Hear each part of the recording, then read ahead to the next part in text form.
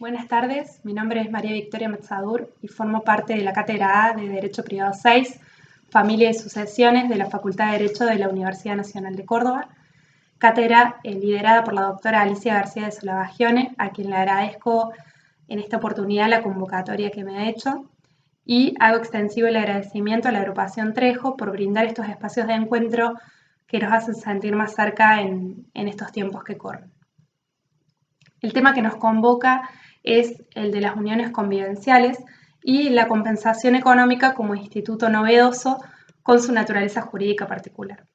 Primeramente, vamos a hacer referencia a los antecedentes de las uniones convivenciales, es decir, qué pasaba antes del Código Civil y Comercial de la Nación que nos rige actualmente.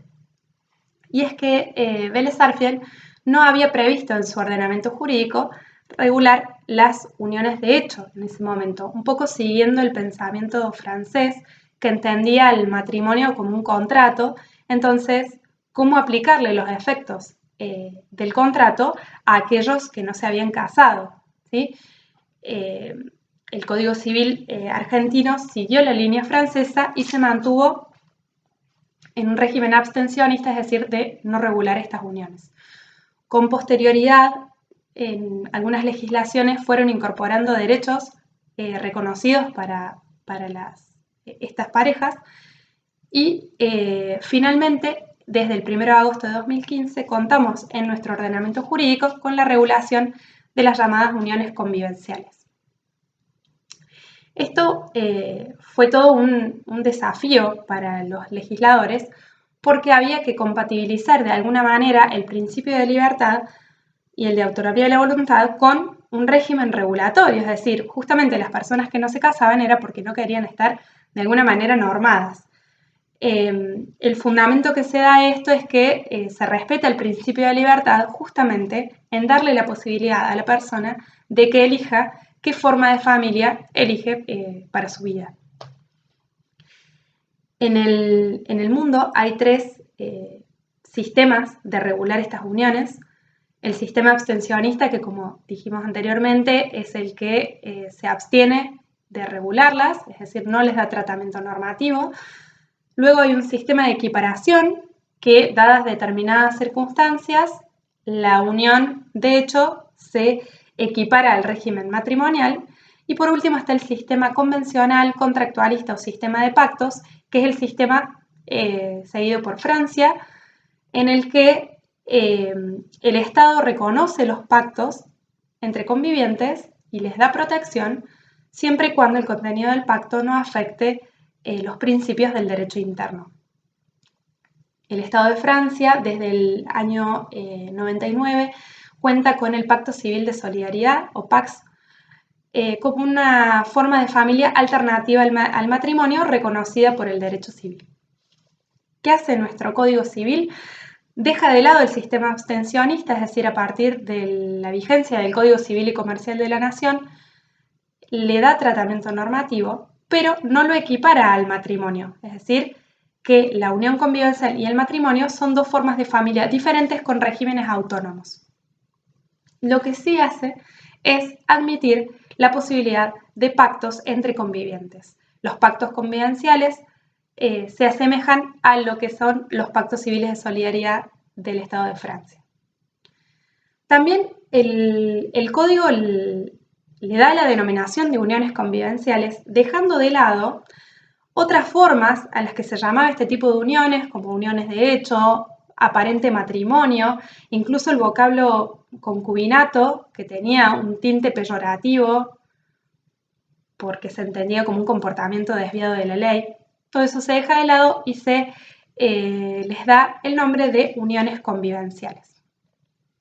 El artículo 509 del Código Civil y Comercial de la Nación define la unión convivencial y le da sus caracteres y la entiende como toda unión basada en relaciones afectivas entre dos personas que conviven y comparten un proyecto de vida en común, sean del mismo o de diferente sexo. Esta unión tiene el carácter de singular, pública, notoria, estable y permanente. Con respecto a los requisitos, el artículo 510 del Código Civil y Comercial de la Nación establece que los miembros de la unión convivencial deben contar con mayoría de edad, no deben estar unidos por vínculo de parentesco en línea recta en todos los grados y colateral hasta el segundo grado. Tampoco deben estar unidos en vínculo de parentesco por afinidad en línea recta. No deben tener impedimento de ligamen ni haber registrado otra unión convivencial, es decir, no tiene que haber un registro de otra unión convivencial, y mantenerse la convivencia durante un plazo mínimo de 2 años. Con respecto a la registración del instituto, el código da la posibilidad de inscribir la unión convivencial, los pactos de convivencia y la extinción de la misma. Pero hay que aclarar que la registración en el Registro de Estado Civil y Capacidad de las Personas es al solo efecto probatorio. Esto quiere decir que la sola inscripción da prueba cierta de su existencia, lo que no significa es que aquellas uniones que cuenten con los requisitos establecidos por el código, es decir, que se las entienda como uniones convivenciales y no estén registradas, no sean tales. Al contrario, contando con los requisitos ya se las considera unión convivencial y podrán probar su existencia por otros medios de prueba. Lo que hace la registración es facilitar la prueba, es decir, un medio probatorio que vale por sí mismo, da prueba de su existencia y, nos facilita el tema probatorio eventualmente si después tenemos que reclamar. Con respecto al sistema de pactos, que dijimos que nuestro Estado reconoce los pactos de convivencia, son ni más ni menos que contratos entre los convivientes destinados a regular su convivencia. El contenido del pacto, tal como lo establece el código, no es taxativo, es decir, es amplio, dice a modo enumerativo lo que puede pactarse, pero lo que sí establece son los límites, es decir, los convivientes no pueden regular ni pactar en un pacto de convivencia todo lo que tenga que ver con la asistencia recíproca, la contribución a los gastos del hogar, la responsabilidad solidaria y la protección de la vivienda familiar. Estos aspectos forman una suerte de régimen primario de la unión convivencial y, por lo tanto, no pueden ser objeto del contrato. El otro límite está dado por la igualdad, la dignidad y las buenas costumbres. Los pactos se pueden modificar y dijimos se pueden inscribir. Obviamente la inscripción de los pactos de convivencia le dan oponibilidad con respecto a terceros. Ahora bien, mientras esté vigente la unión convivencial, los pactos no nos sirven, es decir, comienzan a regir o a producir sus efectos desde el momento del cese de la unión convivencial. Entonces, si tenemos un pacto, al momento del cese, las partes se van a ajustar a lo pactado. Pero si no hay pacto, entonces para ellos rige, con respecto a los bienes, un régimen legal supletorio que indica que los bienes adquiridos durante la unión convivencial permanecerán en el patrimonio de aquel al que ingresaron. El tema de elegir libremente para las partes la decisión de pactar o no pactar parece ventajosa, ¿sí?, cuando todo va bien o el vínculo se desarrolla en armonía y con normalidad, pero hay que tener presente que puede originar serios problemas al momento de la ruptura del vínculo o del cese de la unión convivencial, ya sea por una voluntad unilateral de uno de ellos, por mutuo acuerdo o incluso por la muerte como un acontecimiento fáctico que puede dejar desamparado al conviviente superstite con respecto a los herederos del causante. Entonces, hay que empezar a considerar que el pacto puede resultar una herramienta muy ventajosa desde el punto de vista preventivo para evitar o prevenir futuros conflictos eventuales, pero que pueden llegar a ocurrir frente a alguna eventualidad. Y en estos tiempos que corren de pandemia, la muerte se nos presenta mucho más cercana. Entonces hay que considerar que al no tener vocación sucesoria los convivientes entre sí, el pacto puede resultar muy ventajoso para posicionarlo de una mejor manera frente a eventuales conflictos con herederos. De alguna manera lo estamos cuidando porque estamos previendo una situación que puede llegar a ser conflictiva y que es incierta, es decir, uno no sabe cuándo se va a morir. Es un acontecimiento fáctico que ocurre y ya, cuando la unión convivencial cesa por alguna otra causal, digamos, si se pelean y deciden no convivir más, o en la voluntad de uno o la voluntad de ambos, podemos seguir discutiendo posteriormente las cuestiones o efectos derivados de la unión convivencial. Pero si uno de ellos se muere, ya no tenemos a la persona y por lo tanto va a ser mucho más difícil en ciertos casos para el supérstite tener que reclamar o demostrar ciertas cuestiones que hicieron a la vida familiar entre ellos. Muy bien, las causales que dan lugar al cese de la unión convivencial son la muerte, la ausencia con presunción de fallecimiento, el matrimonio o la nueva unión convivencial, el matrimonio entre los convivientes, la voluntad unilateral de uno de los convivientes notificada fehacientemente al otro y el cese de la convivencia. Todas estas causales dan lugar al cese de la unión convivencial. ¿Cuáles son aquellos aspectos que no fueron regulados en el Código Civil y Comercial de la Nación? En primer lugar, tenemos que no se concede derecho de alimentos post ruptura de la unión convivencial, no se establece régimen de bienes específico para la unión convivencial, pero como ya dijimos, a falta de pacto, como régimen legal supletorio, los bienes van a permanecer en el patrimonio de aquel al que ingresaron, sin perjuicio de las acciones económicas que puedan llegar a tener lugar para reclamar derechos sobre los bienes adquiridos. Y por último, no hay derechos sucesorios entre convivientes. Ahora bien, las causales de cese de la unión convivencial dan lugar a la posibilidad de reclamar la compensación económica, que es el tema central de este encuentro. Primeramente vamos a decir que la compensación económica es un instituto novedoso en nuestro derecho que busca paliar el desequilibrio económico que sufre uno de los cónyuges o convivientes como consecuencia del divorcio, de la nulidad o el cese de la unión convivencial. La naturaleza jurídica de este instituto fue muy discutida. De hecho, en las jornadas de Derecho Civil, Jornadas Nacionales de Derecho Civil de La Plata, en el año 2017, se llegó a la conclusión de que la compensación económica tenía una naturaleza jurídica autónoma y que era importante distinguirla de otras figuras porque realmente es diferente. Primero, debemos decir que no tiene naturaleza alimentaria ni tampoco naturaleza indemnizatoria. Un poco considerando los fundamentos del anteproyecto,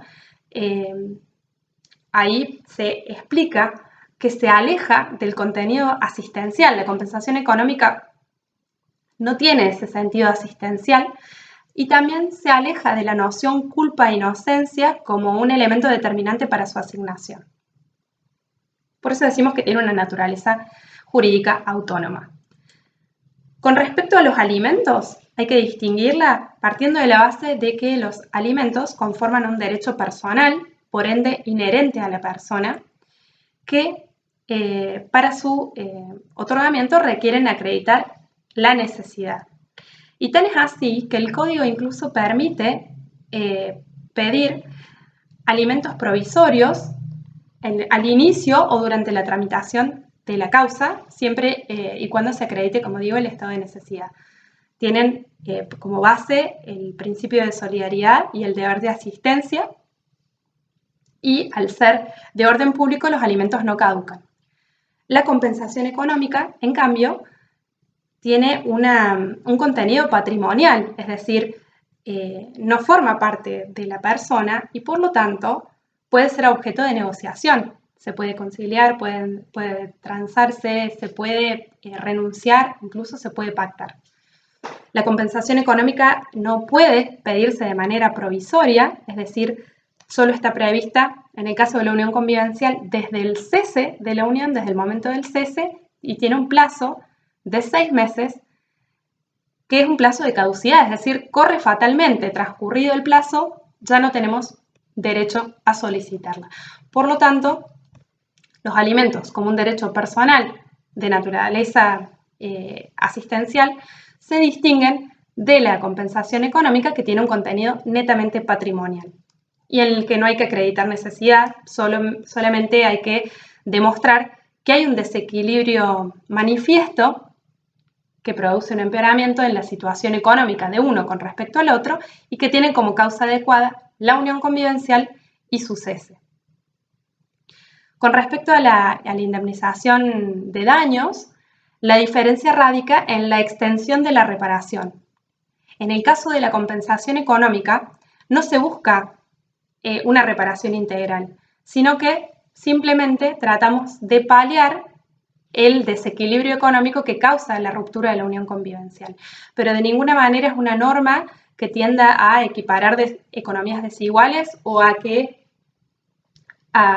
establecer que ambos queden en un plano de igualdad desde el punto de vista económico, porque no es ese el objeto. Contrario sensu, la indemnización por daños busca una reparación plena e integral, es decir, el objetivo es dejar indemne al damnificado, volver las cosas a su estado anterior. Entonces, habiendo diferenciado a la compensación económica de los alimentos y de la indemnización por daños, siguiendo a la doctora Molina de Juan, podemos concluir en que la compensación económica tiene una naturaleza familiar de contenido patrimonial y basado en el principio de solidaridad familiar, es decir, es un derecho deber de naturaleza familiar. Ahora bien, uno de los efectos del cese de la unión convivencial, como bien dijimos, es la posibilidad de reclamar la compensación económica. Está claro que el cese de la unión convivencial produce consecuencias económicas en la pareja y tenemos que tener presente que al estar frente a una de las formas de familia, nos rige el principio de solidaridad familiar que lleva, lógicamente, a la ayuda mutua entre los exconvivientes. El Código Civil y Comercial no nos otorga la posibilidad de pedir alimentos por ruptura, pero sí otorga la posibilidad de reclamar la compensación económica, que tiene como base la protección del más vulnerable para que pueda lograr su independencia económica hacia el futuro. El maestro Dr. Fonsolato ya nos hablaba de la prestación compensatoria. Él tenía una mirada más europeísta, pero era una figura muy resistida en nuestro país, porque se la veía como un proyecto antifamilia, pero él estaba convencido de que se iba a imponer para lograr también esta independencia económica de cara al futuro y no que los miembros queden anclados uno al otro, digamos, con este estado de dependencia. Entonces, vamos al Código Civil y Comercial de la Nación, que en el artículo 524 dice que cuando se constate un desequilibrio manifiesto que implique un empeoramiento en la situación económica de alguno de los convivientes y que tenga como causa adecuada la unión convivencial y su cese, podrá reclamar una compensación que va a consistir en una prestación única o por tiempo determinado que no puede superar el tiempo de duración de la unión convivencial. Esta compensación puede ser pagada en dinero, con el usufructo de bienes o de cualquier otra manera que acuerden las partes o que en su defecto decida el juez. Como dije anteriormente, la unión convivencial tiene establecido un plazo de caducidad para el reclamo de la compensación económica, que es de 6 meses contados desde la fecha del cese. Cualquiera de las causales que produzca el cese de unión convivencial, a partir de ahí se cuentan 6 meses, plazo de caducidad que corre fatalmente. Bueno, Hay que tener presente entonces que no ante cualquier cese de unión convivencial procede la figura. Es decir, las condiciones de procedencia son la existencia de un desequilibrio manifiesto que provoque un empeoramiento en la situación económica de uno de los convivientes con respecto al otro y que tenga como causa adecuada la unión convivencial y su cese. En función de eso, habrá que estarse a la situación particular de cada caso y ver si corresponde o no corresponde su otorgamiento, en caso de que no haya sido pactada, digo. Bien, cuando hablamos de pactos de convivientes, como dijimos, un derecho de contenido patrimonial puede ser objeto de un pacto de convivencia. En el caso de que las partes lo hayan pactado, la fuente será la convención. Pero cuando no haya habido acuerdo entre los convivientes o no se haya plasmado en un pacto de convivencia, y como se trata de una protección legal con fundamento en la solidaridad familiar, el juez podrá fijar su procedencia y, en caso de que corresponda, determinar su monto y modalidad de pago. Es decir, las partes no siempre van a haber sido contemplativas de plasmar en un instrumento los efectos y cuestiones derivadas de la extinción del vínculo. Pero la ley nos da esta posibilidad. Y entonces, si podemos pactar la compensación económica en un pacto, la autonomía de la voluntad debe reconocer como límite el orden público. Y en este sentido, tenemos que recordar que la legítima forma parte del orden público sucesorio, legítima entendida como aquella parte de los bienes o de la herencia de la cual no pueden ser privados los herederos legitimarios por actos entre vivos o mortis causa. Es decir, el pacto podría eventualmente encerrar una liberalidad. ¿De qué manera? Al no tener los convivientes entre sí vocación sucesoria, podría, bajo la figura de la compensación económica, encerrarse una liberalidad, es decir, que la compensación económica pactada entre ellos sea de tal magnitud que encierre una liberalidad que podría afectar derechos de herederos en el futuro. Entonces, en principio decimos que el pacto es válido, pero eventualmente, si hay posibilidad o sospecha de que se encierre una liberalidad o que podría estar afectada la legítima, acudiremos a las normas del derecho civil para determinar si ese acto es o no fraudulento. Y ya que hablamos del tema de la muerte, me interesa hacer una reflexión con respecto al impacto que pueden llegar a tener las convenciones entre convivientes, muchas veces realizadas desde el punto de vista de la planificación, en el ámbito del derecho sucesorio, especialmente cuando estos pactos se transforman en verdaderos instrumentos que se deben hacer valer en el expediente sucesorio. Es decir, considerar a la muerte como una causal de cese de la unión convivencial que da lugar al pedido de compensación económica. ¿Sí? En este sentido, la muerte no es la fuente de la obligación, sino que es la misma convivencia.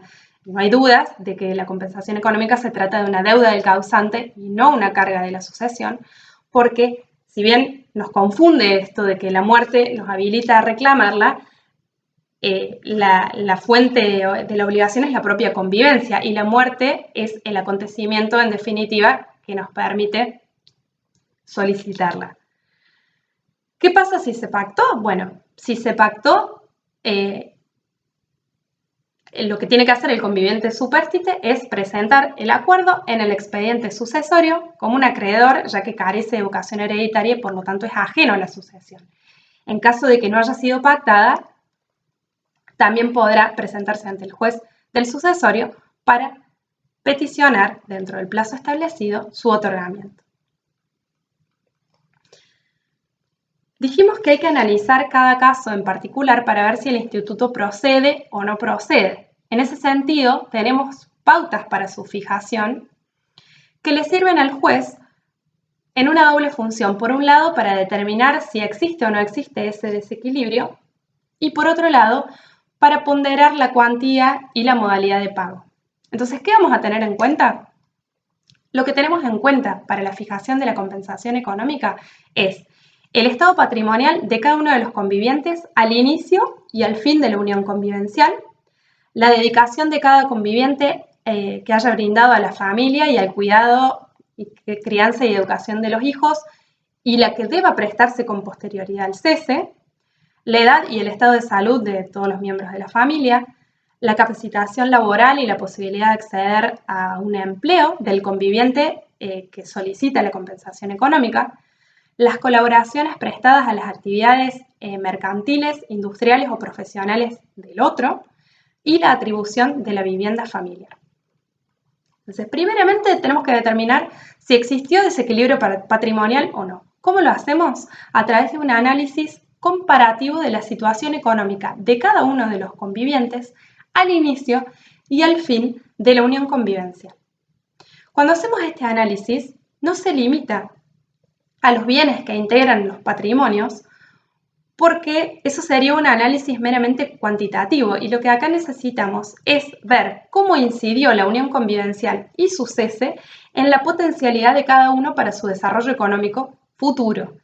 Y entonces lo que analizamos son las inversiones o aportes que puedan haber realizado en carreras profesionales o laborales o educativas con el fin de adquirir capacidades y experiencias que en definitiva van a permanecer y van a beneficiar en aquel que las adquirió. Entonces, no se trata de evaluar el capital tangible, sino el capital humano, que es lo que va a incidir en el aspecto patrimonial futuro. Entonces, estas pautas las podemos agrupar de la siguiente manera.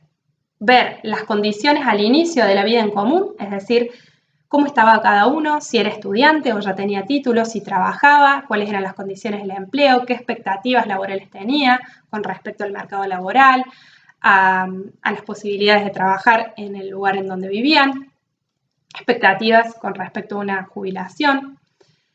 Luego tenemos que analizar la distribución de los roles y las responsabilidades durante la vida familiar. Esto tiene que ver con el tiempo y el esfuerzo invertido en el cuidado de los hijos, en las tareas domésticas del hogar, los trabajos dirigidos también al desarrollo o al mejor rendimiento profesional o laboral de uno de los convivientes, que muchas veces implica renuncias o postergaciones personales, siempre en pos del proyecto común. Ver también que a veces por las condiciones laborales o las oportunidades se requiere hacer mudanzas del grupo familiar o atender a parientes o familiares enfermos. Entonces, todas esas cosas van haciendo que durante el transcurso de la vida familiar los roles se vayan distribuyendo de una u otra manera. Y por último, ver las circunstancias al momento del cese de la unión convivencial con una proyección hacia el futuro, o sea, un futuro previsible. ¿Cómo queda cada uno de cara al desarrollo económico personal? ¿Tiene posibilidades de acceder a un empleo en el corto, en el mediano o en el largo plazo? ¿Puede insertarse en el mercado laboral? ¿Cómo es el acceso a la jubilación de cada uno de ellos al momento del cese? ¿Tiene algún tipo de enfermedad?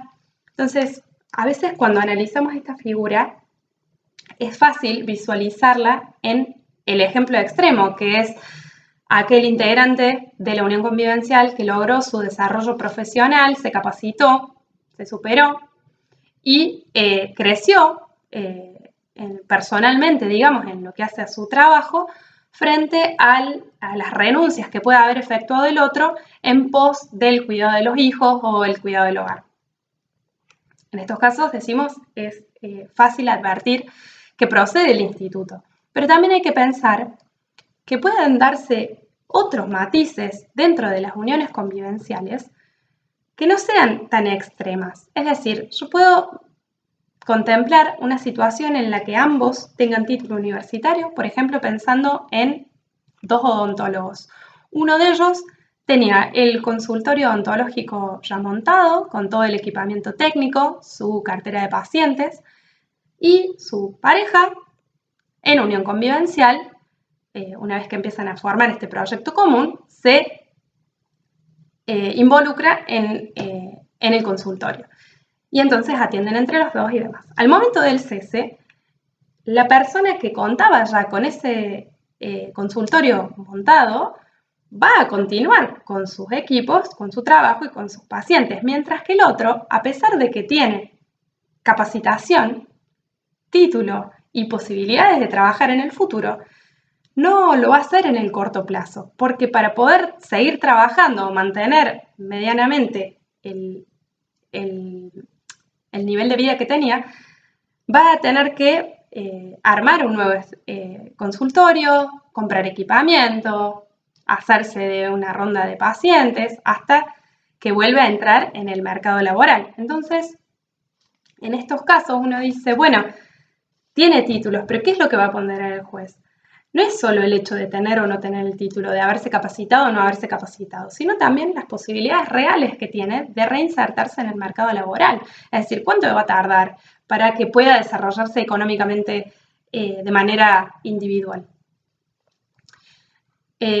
Por eso hay que analizar cada caso en particular y tener en cuenta estas pautas que van a ayudarle al juez a determinar si existe o no existe el desequilibrio económico que produzca el empeoramiento en la situación de uno con respecto al otro y que tenga como causa la unión convivencial y su cese. O sea, es indispensable que este desequilibrio se relacione con el proyecto de vida en común que tenían, este proyecto de familia y su ruptura, porque todos los esfuerzos de ambos fueron dirigidos hacia ese proyecto común. Entonces, al momento de la ruptura, ¿cómo queda cada uno con esos esfuerzos aportados que muchas veces implican renuncias o postergaciones personales o de independencia individual? A modo de reflexión final, podemos decir que el Código Civil y Comercial de la Nación le da tratamiento normativo a las uniones convivenciales, pero se cuida de compatibilizar el principio de libertad y la autonomía de la voluntad con el deber de solidaridad familiar que rige en el derecho de familia. Y como bien decía nuestro maestro, el doctor Fanzolato, la familia es un grupo solidario en sus aspectos económicos y espirituales. Muchas gracias.